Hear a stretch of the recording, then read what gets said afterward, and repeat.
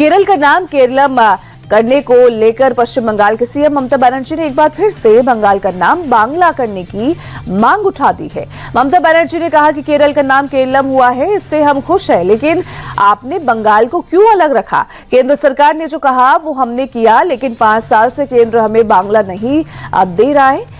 हालांकि उन्होंने कहा कि क्योंकि आप बांग्ला विरोधी हो, एक दिन आप लोग चले जाएंगे, तब हम ये करके रखेंगे। बंगाल का अधिकार बंगाल की जनता को जरूर मिलेगा। सपा चीफ अखिलेश यादव ने हिमाचल प्रदेश की जर्जर सड़क की तस्वीर के सहारे केंद्र सरकार पर निशाना साधा है। अखिलेश ने प्रधानमंत्री ग्राम सड़क योजना पर तंज से कसते हुए सनातन सड़क का योजना बनाने की मांग कर दी है। हिमाचल में बाबा ओम स्वामी से मुलाकात करने पहुंचे अखिलेश ने सोशल मीडिया पर एक जर्जर रास्ते का वीडियो शेयर किया और लिखा, जब प्रधानमंत्री ग्राम सड़क योजना बन सकती है तो आश्रमों को जोड़ने के लिए सनातन सड़क योजना क्यों नहीं बनाई जा सकती। अजीत पवार की विमान हादसे को लेकर डीजीसीए ने बड़ा एक्शन लिया है। बारामती विमान हादसे में कंपनी वीएसआर वेंचर्स के 4 एयरक्राफ्ट उड़ान नहीं भर पाएंगे। पिछले महीने 28 जनवरी को हुए हादसे में अजीत पवार समेत 5 लोगों की मौत हो गई थी, जिस पर डीजीसीए ने विमान कंपनी के लेयरजेट्स का ऑडिट कराया था। जांच में खामियां मिलने पर कार्रवाई की गई। डीजीसीए ने यह साफ कर दिया है कि कंपनी को सेफ्टी नियमों का पालन करना होगा, वरना विमानों को ऐसे ही ग्राउंड में रखा जाएगा। एआई समिट में हंगामे पर दिल्ली पुलिस ने सख्ती बढ़ा दी है। प्रदर्शनकारियों पर दंगे के लिए उकसाने की धाराएं जोड़ दी गई। तो वहीं दिल्ली पुलिस के मुताबिक प्रदर्शनकारियों का जाल कई राज्यों में फैला था। कई राज्यों से प्रदर्शनकारियों को फंडिंग की गई थी। इन सबकी कड़ियां जोड़ने के लिए अब इस मामले की इंटरस्टेट जांच की जाएगी। इस बीच पटियाला हाउस कोर्ट ने दिल्ली पुलिस से एफआईआर की कॉपी मांगी है। उत्तर प्रदेश के ग्रेटर नोएडा में पुलिस ने लुक्सर गांव हत्या के आरोपी मोनो को वारदात के कुछ ही घंटे के अंदर ही गिरफ्तार कर लिया। इकोटेक 1 के पास बीती रात चेकिंग के दौरान पुलिस और आरोपी मोनो के बीच मुठभेड़ हुई। मोनो ने भागने की कोशिश में पुलिस पर फायरिंग की। पुलिस की जवाबी कार्रवाई में पैर में गोली लगने से मोनो घायल हो गया। पुलिस को मोनो के पास से एक अवैध तमंचा बरामद हुआ है। यूपी के कानपुर देहात में होली से पहले तेल फैक्ट्री पर खाद्य सुरक्षा विभाग ने कड़ी कार्रवाई की है। ज्वाइंट कमिश्नर लखनऊ के नेतृत्व में 35 सदस्यों की टीम ने खाद्य तेल की 4 फैक्ट्रियों पर छापेमारी की। फैक्ट्रियों से करीब 30,000 लीटर खाने के तेल को सीज किया गया। प्रशासन के मुताबिक होली के अवसर पर डिमांड ज्यादा होने पर बाजार में मिलावटी तेल का बड़े पैमाने पर अंधा और धंधा शुरू हो जाता है। मिलावटी तेल को लेकर ज्वाइंट कमिश्नर लखनऊ ने लोगों से अपील की, पैकिंग की जांच पड़ताल के बाद ही सामान खरीदें। होली से पहले गौतम बुद्ध नगर प्रशासन एक्शन मोड में है। मिलावटखोरों पर नकेल कसने के लिए जिलाधिकारियों के निर्देश पर खाद्य सुरक्षा विभाग ने पूरे जिले में बड़ा छापेमारी अभियान चलाया। ग्रेटर नोएडा में टीम ने 200 किलो मिलावटी पनीर मौके पर ही नष्ट करा दिया। तो वहीं नोएडा के सेक्टर 45 और 93 के मशहूर मिठाई आउटलेट से खोया के नमूने जांच के लिए भेजे गए हैं। खाद्य सुरक्षा विभाग ने साफ चेतावनी दी है कि जनता की सेहत से खिलवाड़ करने वालों के खिलाफ अभियान जारी रहेगा। होली और रमजान से पहले गाजियाबाद में मिलावटखोरों के खिलाफ खाद्य विभाग ने जंग छेड़ दी है। पिछले 72 घंटों में 5 टीमों ने ताबड़तोड़ छापेमारी कर 2500 किलो नकली पनीर और 2 क्विंटल मावा नष्ट कराया है। मुख्य खाद्य सुरक्षा अधिकारी के मुताबिक ये नकली मावा और नकली माल अलीगढ़, बागपत और अमरोहा के रास्ते दिल्ली एनसीआर में खपाया जा रहा था। विभाग ने अब तक 35 से ज्यादा सैंपल लिए और लाखों का माल जब्त कर लिया है। हरिद्वार में भी खाद्य सुरक्षा विभाग ने बड़ी कार्रवाई की है। ज्वालापुर के सराय क्षेत्र में छापेमारी कर करीब 500 किलो संदिग्ध पनीर बरामद किया गया है। गुप्त सूचना के आधार पर हुई इस कार्रवाई में एक स्टोर के डीप फ्रीजर में भारी मात्रा में पनीर पकड़ा गया। पनीर के सैंपल लेकर लैब भेज दिए गए। इस कार्रवाई के बाद से इलाके के डेयरी और मिठाई कारोबारियों में हड़कंप मचा हुआ है। उत्तर प्रदेश के बुलंदशहर में नकली नोट छापने वाली गैंग का पर्दाफाश किया गया। पुलिस और स्वाट टीम के ज्वाइंट ऑपरेशन में 3 बदमाश पकड़े गए हैं। इनके पास से 12,000 के नकली नोट और एक बाइक बरामद की गई। ये लोग नकली नोट छापकर छोटे कारोबारियों के साथ धोखाधड़ी कर रहे थे। इन्होंने बाकायदा बैंक से 50 लाख का लोन लेकर उसे नकली नोट से चुकाने का प्लान बनाया था, लेकिन पुलिस को इस बात की सूचना मिल गई और युवकों के प्लान पर पानी फिर गया। यूपी के मैनपुरी में हाई स्कूल और इंटरमीडिएट की परीक्षा में नकल करने वालों और नकल कराने पर एसटीएफ ने नकेल अब कस दी है। एसटीएफ ने सामूहिक नकल कराने वाले 6 लोगों को गिरफ्तार कर लिया है। सॉल्वर गैंग की मदद से 5,000 रुपए में खुलेआम नकल कराई जा रही थी। नकल कराने में कॉलेज का प्रबंधक, उसका बेटा और टीचर शामिल रहे हैं।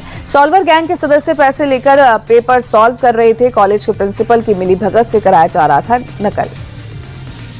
तमिलनाडु के विक्रवंडी में प्लास्टिक रिसाइकलिंग फैक्ट्री में आग लग गई। फैक्ट्री में आग से इलाके में हड़कंप मच गया। पड़ोसियों की जानकारी के बाद मौके पर पहुंची फायर ब्रिगेड की टीम ने कड़ी मशक्कत के बाद आग पर काबू पाया। फैक्ट्री में रखे प्लास्टिक की वजह से तेजी से आग फैल गई। आग से किसी की जान को नुकसान नहीं पहुंचा, लेकिन फैक्ट्री पर रखा लाखों का सामान जलकर खाक हो गया।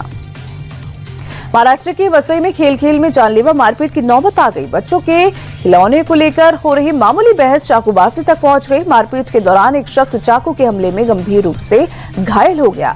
मारपीट का वीडियो वायरल होने के बाद मामला सामने आया। फिलहाल पुलिस आरोपियों की तलाश में जुट गई है। घायल शख्स के परिजनों ने आरोपियों के खिलाफ कड़ी कार्रवाई की मांग की है।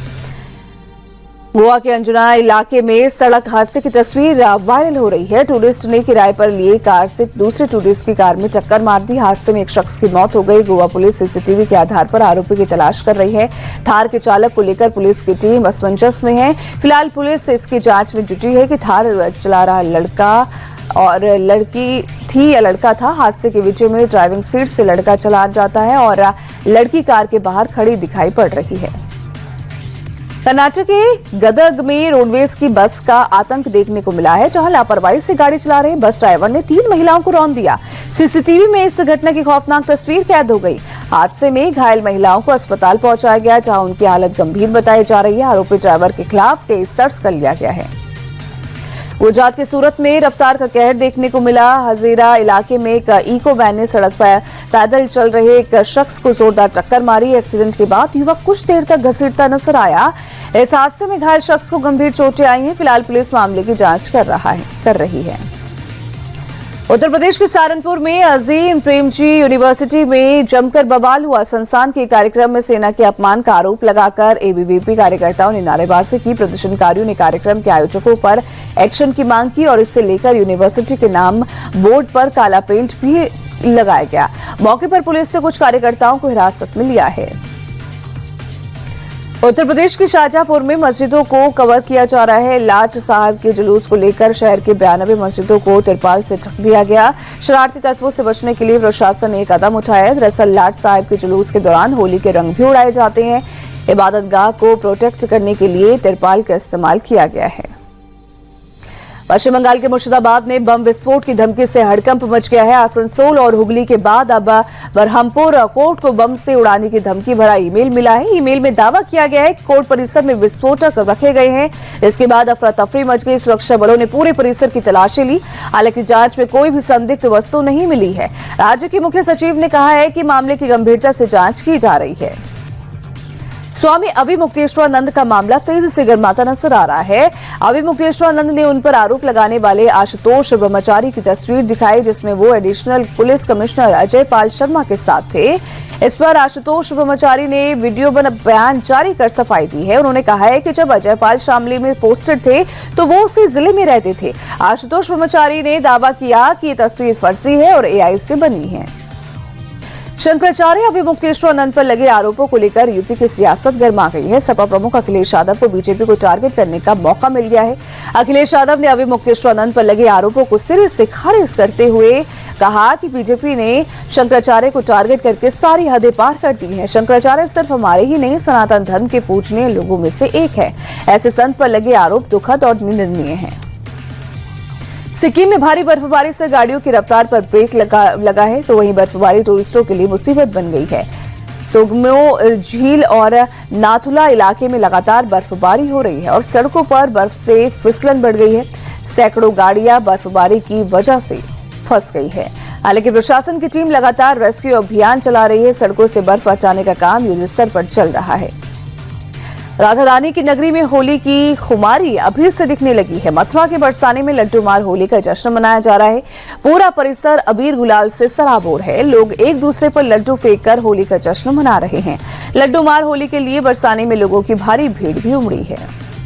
T20 वर्ल्ड कप के सुपर 8 में श्रीलंका और न्यूजीलैंड के बीच आज बेहद अहम मुकाबला होगा। मैच कोलंबो में शाम 7 बजे शुरू होगा। सेमीफाइनल की रेस में बने रहने के लिए दोनों ही टीमों के लिए करो या मरो की स्थिति वाला मैच है। श्रीलंका को पिछले मैच में इंग्लैंड के खिलाफ करारी हार मिली है, जबकि पाकिस्तान के खिलाफ न्यूजीलैंड का पिछला मैच बारिश की वजह से रद्द हो गया।